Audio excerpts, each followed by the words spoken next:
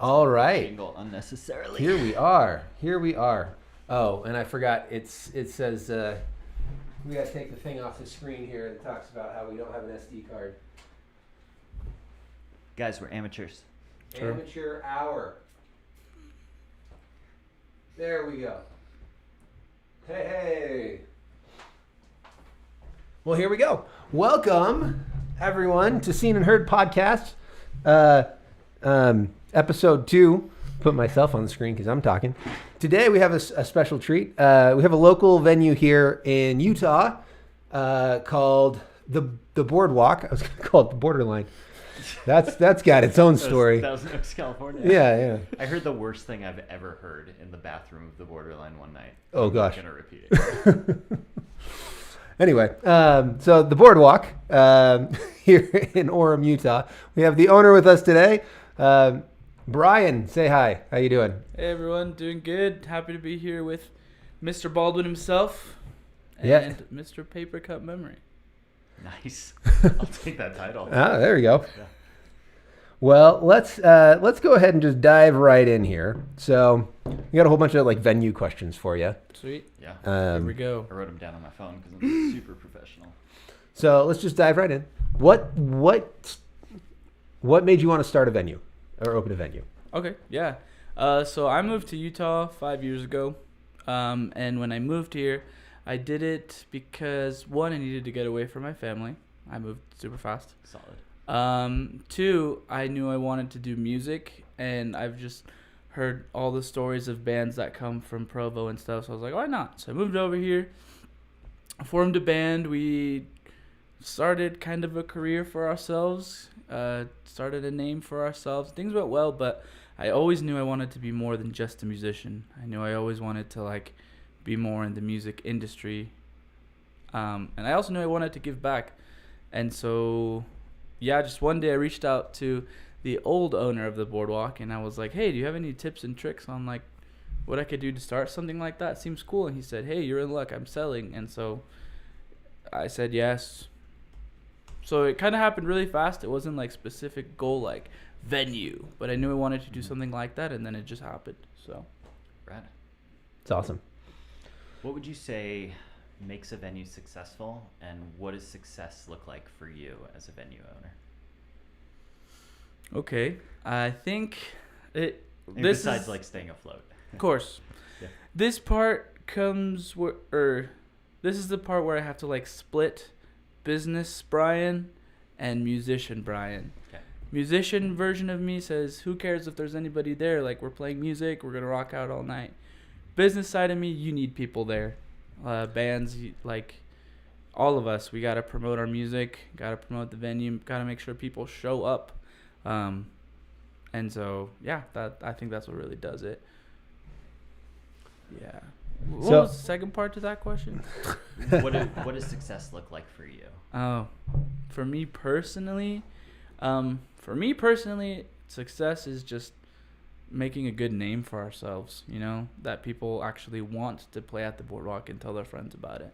So Actually goes in the next one I wrote down, which is when you think about the legacy of the Boardwalk and the Boardwalk making a name for itself, what do you hope people say about the Boardwalk?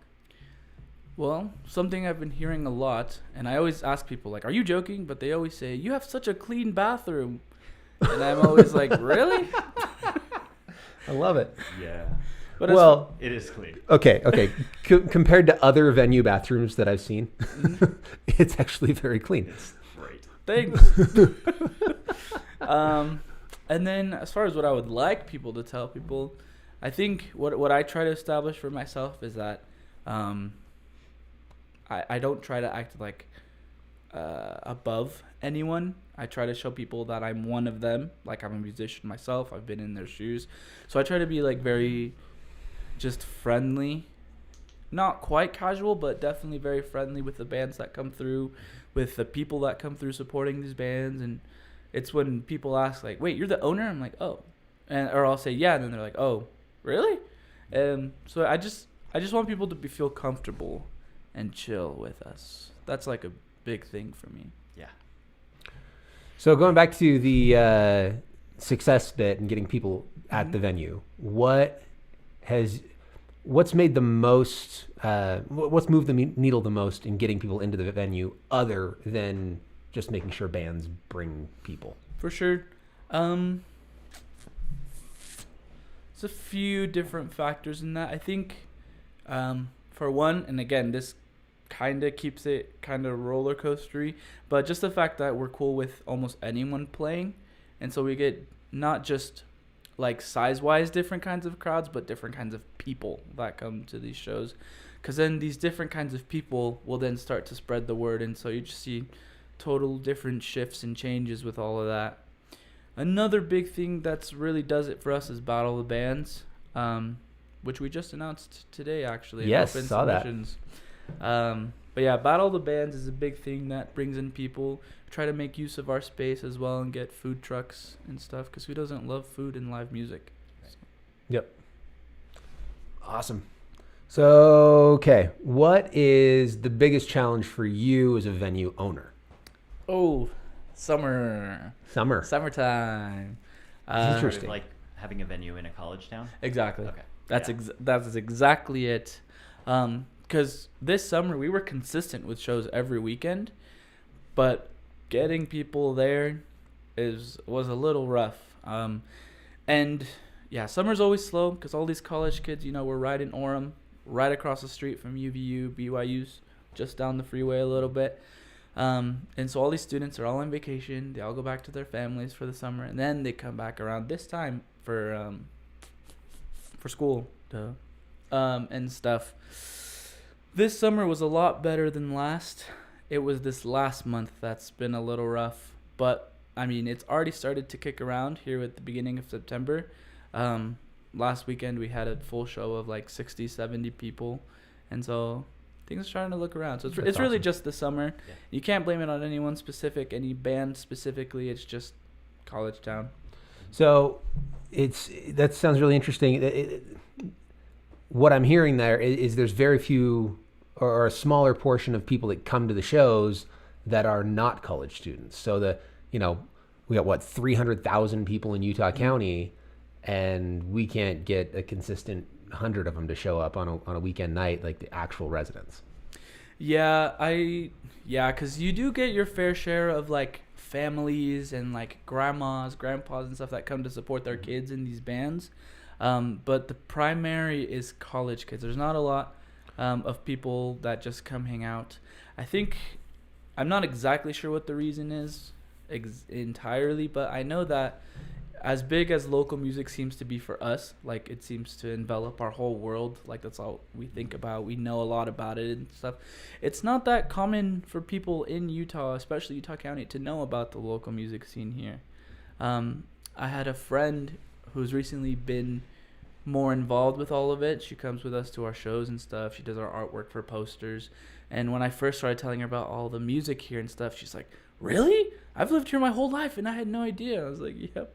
Interesting. The local music's kind of important here. So is there any what's the response like from the local high schools? Because I know there's a ton of local high schools. There's probably more high school kids here than there were in kind of like Garrett and my high school scene. Do they come out to shows very often? Totally. Yeah. When high school bands play, a lot of people come out because everybody knows everybody in high school around here. The best way I can describe it is, have you guys ever seen Lemonade Mouth on Disney Channel? No. Nope. That's my favorite Disney Channel original movie. It's about these like 5 high schoolers all going through a bunch of stuff. They form a band, and then all these people show up. That's all I imagine when high school bands come through. It doesn't matter the genre. I just imagine everybody knows everyone. It becomes basically a school function, and everyone shows up for these shows. Interesting. Well, and let's also point out that the Boardwalk is an all-ages venue, and showing the importance of all-ages venues. Exactly. Because most of us, our formative experiences in music, seeing bands, deciding we wanted to be in bands, was going to these all-ages venues. Right. Right. Like we were talking about last time we did this, was like the importance of house shows and how that was like a huge thing. And so, because sometimes in larger cities, it's all 21 and over shows, 18 and over shows. Real like delineation between who's drinking and who's not drinking. Exactly. And so I love that that you have another all ages venue where everybody can show up, everyone's welcome.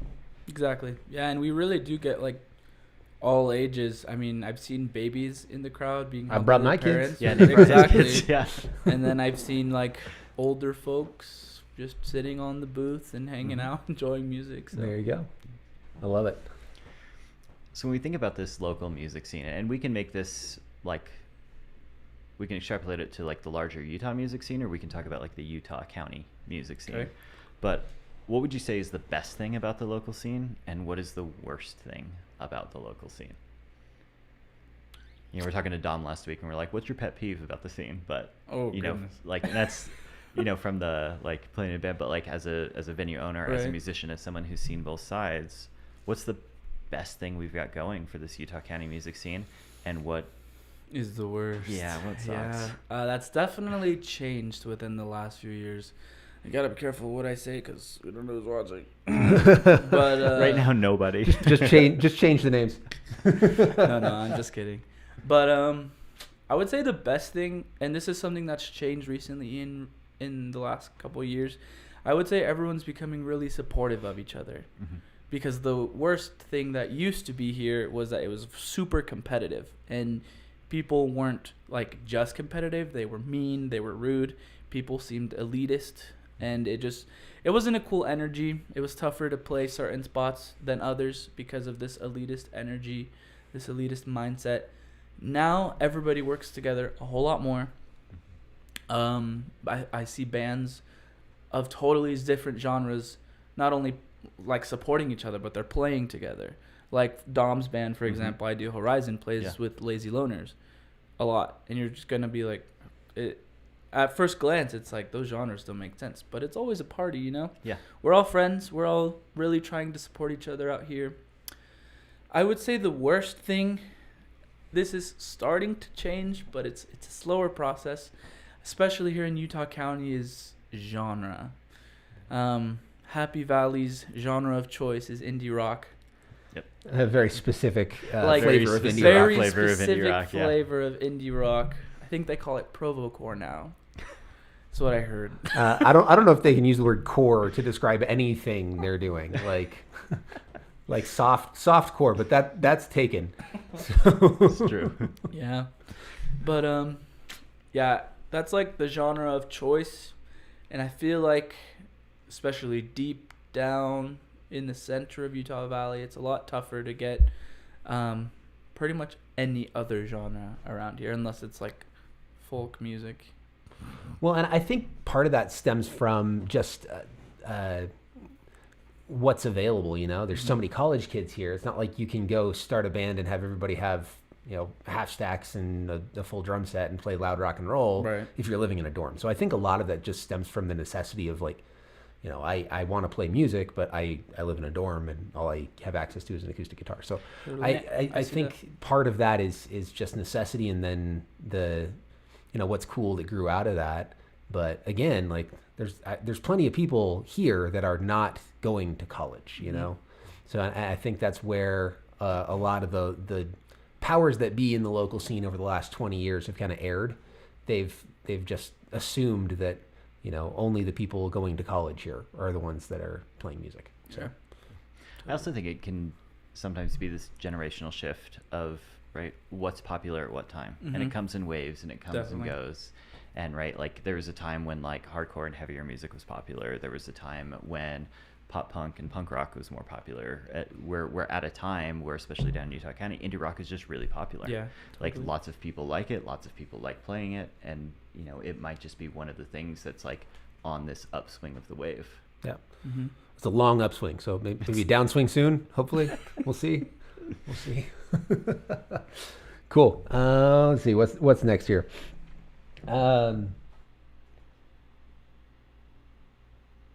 So, if you could pick one thing, what would you like to be different about the local scene?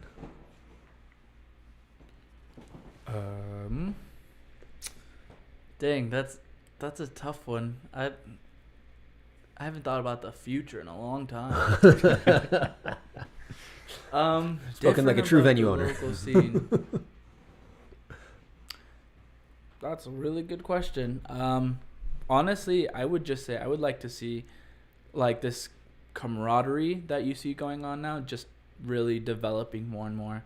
Mm-hmm. I would also like to see more bands stick, because there's a lot of these college bands. Sure. They'll form, play while they're together, while they're here studying, then they all move away, and then you never hear those bands again. And there's been some awesome bands that have come through, and then I go to look them up, and I'm like, where did they go? And they're gone. So it'd be cool, like, once these kids know they got something going, that they keep going.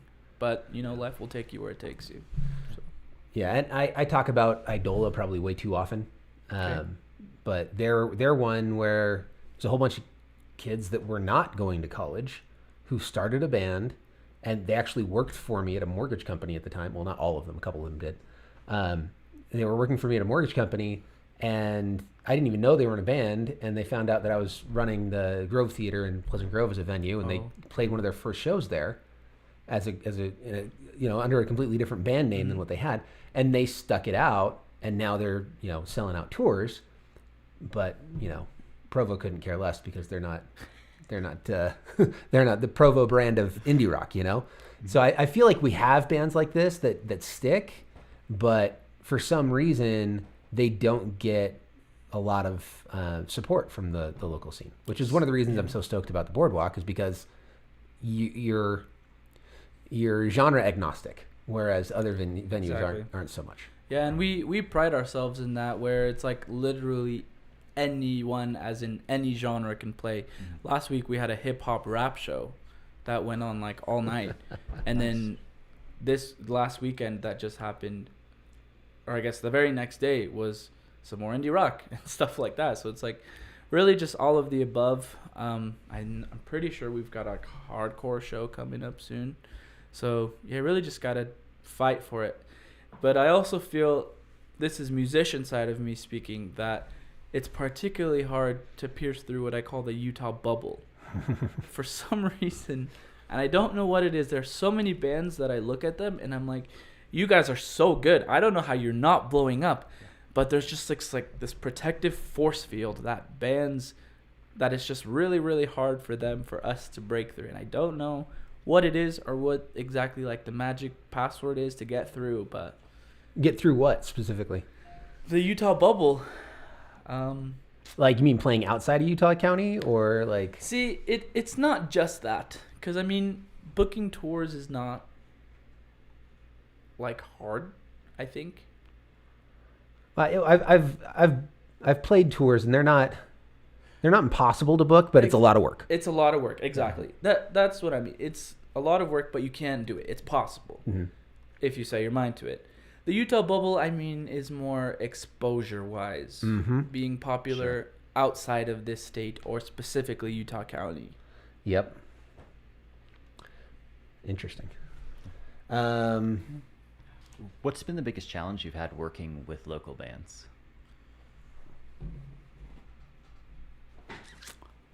The biggest challenge, I would say, is when they drop on me last second. Okay. Or never respond. No, dropping last second is worse. Do you think that's a function of it being like local college town stuff comes up, or do you think that it's, you know, like, what do you think it is? Yeah, I don't think it's that. I feel like it's just a lack of communication. Okay. And just, yeah, I think it's more of a lack of communication from their part, and just specifically just not choosing to say anything.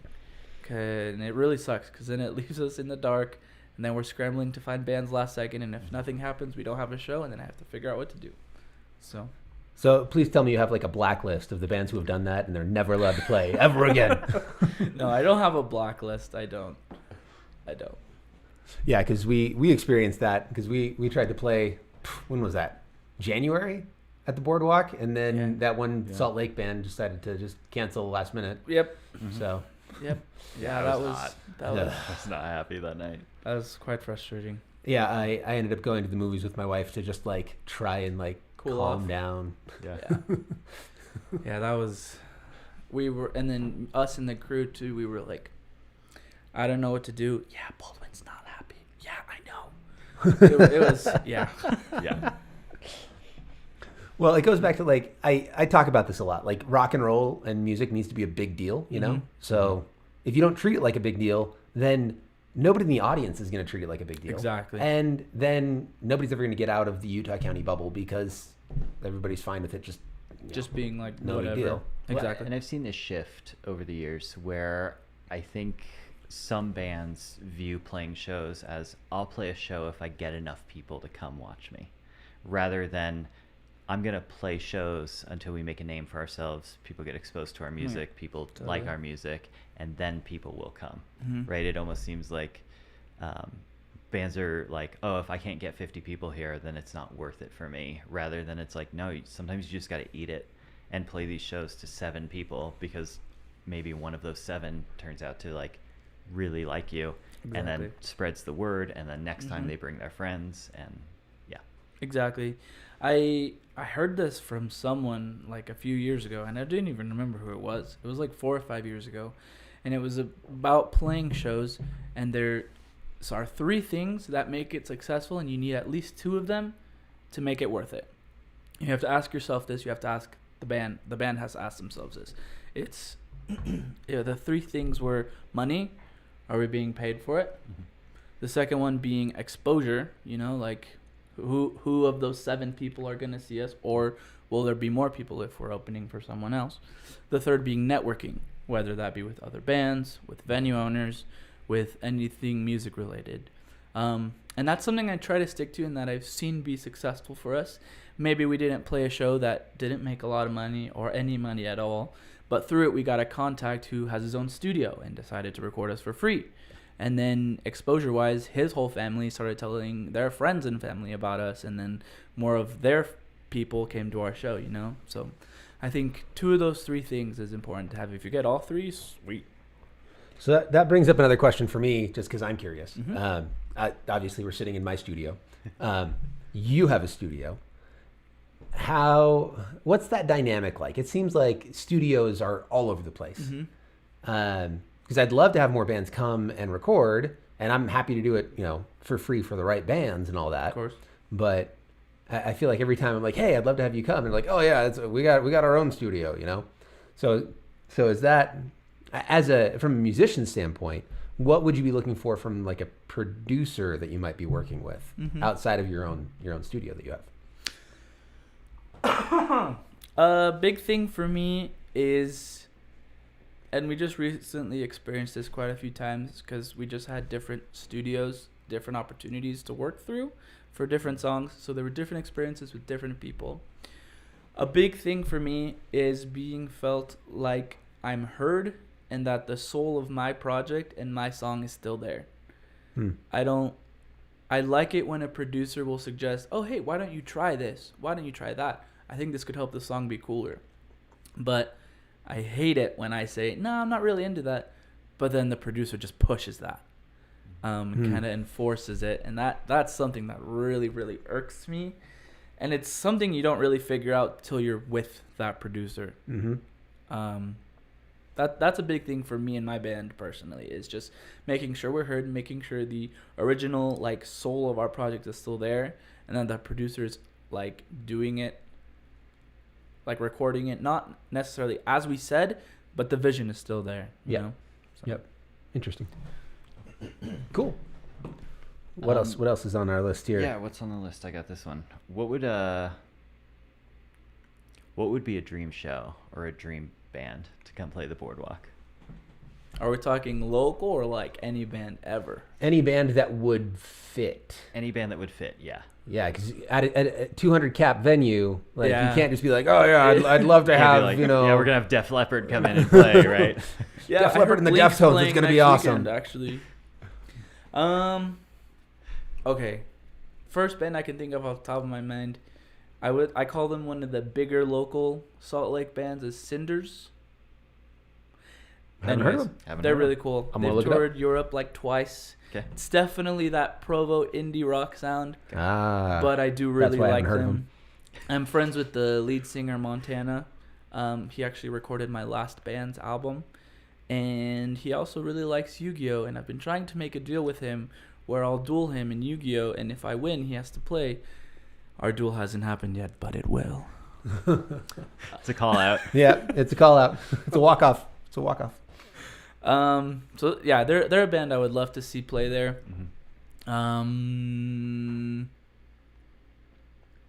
Who else would be on that lineup? Because Yeah. you got like what 3 or 4 in a night. So Yeah, it's usually about 3 bands a night. Who else would be on that lineup with Cinders? I heard some local band called Always Hers really good. I'm just kidding. I really like a local band called Melancholy Club. That's a Midwest emo, and they're like not just one of my favorite local bands. Like I think, or wait. They're not just one of my favorite bands. They're like my top favorite local band. I listen to them a lot, and it'd be cool to have them through. I'm friends with the guitarist Rex, and they're just all super talented. The music's super fun, and so just need to get them in there sometime soon. have they not played before? Not recently. Okay. Yeah, not recently. Not within the last few years. They're just really trying to not play Utah County, which is valid. So. Well, we got a show on October 19th that we might reach out to them about. So Yeah, they're super good, by the way. No, really they are. cool. Yeah, they're cool. All right. So last question, then we're gonna get into some music stuff here. Cool.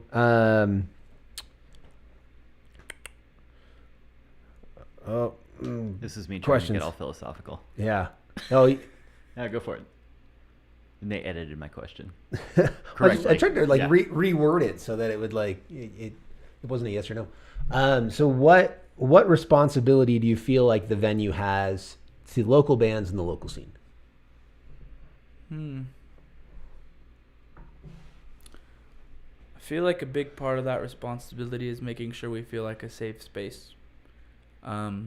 As I said, I've tried to like cultivate that energy where everyone feels welcome, everyone feels like they're a part of something.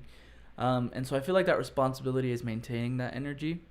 Even when things are tougher and I need to go into serious business, Brian, I think it's important that everyone feels comfortable, but the communication is clear.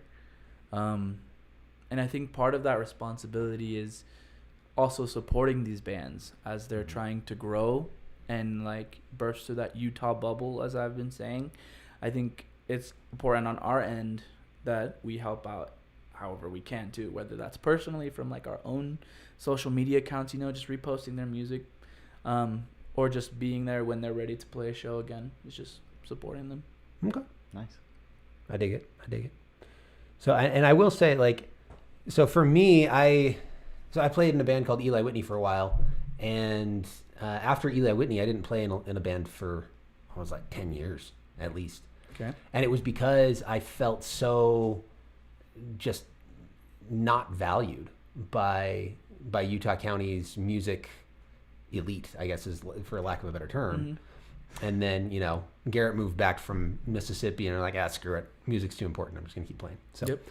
But Exactly. yeah, so that's one of the reasons I've been so excited about the boardwalk is because, I feel like people do feel valued there. And, so I feel like there's a lot of responsibility on my end and with all the bands to do everything we can to bring as many people we can to shows at the boardwalk and make the boardwalk a big deal. So that's where I'm at. Cool. And we really appreciate it when you do invite people and tell them about us. Oh, it's tough. I drove by the UVU parking lot today. I'm like, we're gonna have to put a flyer on every single car in that parking lot in the beginning of October, and yeah, so Totally. awesome. Okay, well, so Garrett, would you like to introduce our indie band or unknown band of the week? Yeah, I don't know too much about them. Nate just showed me these guys the other day, and they've quickly become one of my favorites. Kind of like a emo punk rock band out of Boise, Idaho, called Winter Forever. Ooh. Yeah, they just recorded with Fred, who used to play in Taking Back Sunday. Cool. Yeah, Okay. out in his studio, and they have this new song. We're gonna showcase it here called Let's do it. Tailpipes. They have a video for it dropping, I think, tomorrow, is what they said. Yeah. Well, they put something up saying it came out today, and so I went up to Sure. put it on the thing, but it's not there. Anyway, so here's a snippet from Tailpipes. Okay.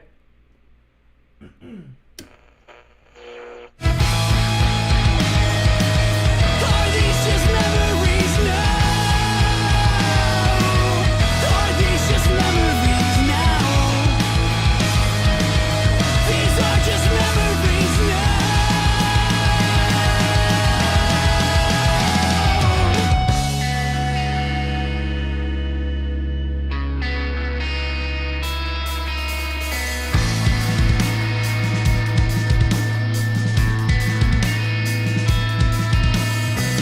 Eastbound on 84 long enough just to head west.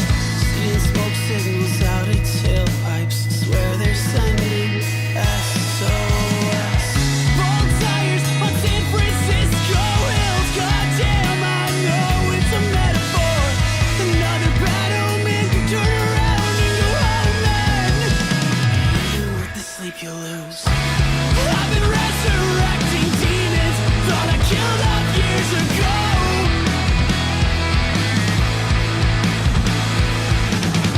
Move at a pace I can't keep. 'Cause everything else feels way too fucking slow.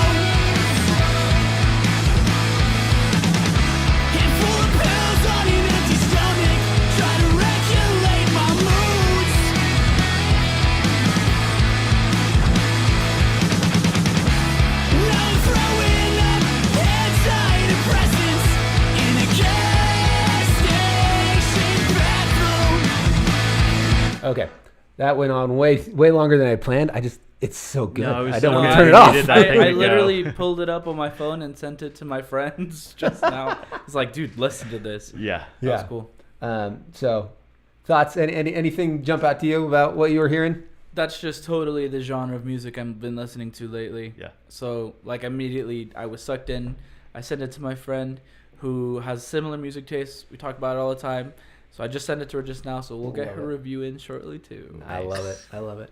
One of the things I loved about the song was, like, obviously the energy, but they do some rhythmic stuff that's pretty, like, creative. It's not just like the typical pop punk rhythms that you're gonna hear. Like Totally. that was some rhythmically creative stuff they were doing. Like some little, like, licks and stuff Yeah. in between. Yeah, those were Well, cool. and like we were talking about when we were showcasing like Roses and World's Greatest Dad last time, those lyrics are just so heartfelt and honest and emotional and just deeply personal. Like I was listening to a song with a friend at work today and we were looking at the lyrics and it was like, ah, damn, like that one hits close to home.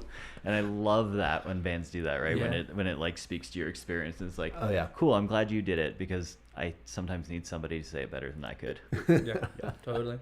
Well, and so all three of us in here are musicians, and I feel like so often I try to write songs, and then I find a song. I'm like, oh, those were the lyrics I That was was trying to Yeah. write. much better. That's what Yep. I was looking Yep. trying to do.